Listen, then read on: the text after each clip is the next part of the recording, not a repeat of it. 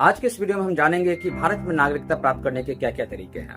Number 1, by birth. अगर कोई व्यक्ति 3 दिसंबर 2004 के बाद भारत में जन्म लेता है तो उसे भारतीय नागरिकता मिल सकती है अगर उसके माता पिता में से कम एक भारतीय नागरिक हो और दूसरा माता पिता इलीगल इमिग्रेंट ना हो। सेकेंड, वंश के आधार पर। अगर कोई व्यक्ति भारत के बाहर जन्म लेता है तो उसके माता पिता में से कम एक भारतीय नागरिक होना चाहिए और दूसरा इलीगल इमिग्रेंट ना होना चाहिए।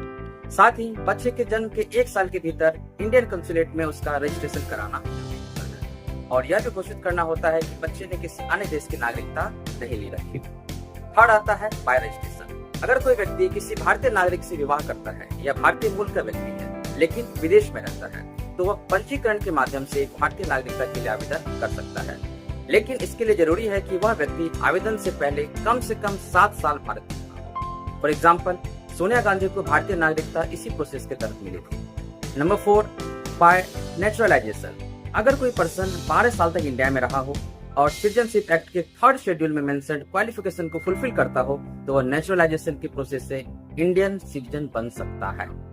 एग्जाम्पल के लिए अदनान सामी की सिटीजनशिप भी इसी प्रोसेस का एग्जाम्पल है।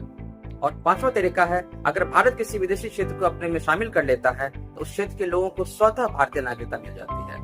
एग्जाम्पल के लिए जब 1975 में सिक्किम भारत में शामिल हुआ तो वहाँ के सभी लोगों को बिना किसी प्रोसेस के भारतीय नागरिकता दे दी गई थी। यह संविधान के आर्टिकल 371F के तहत किया गया।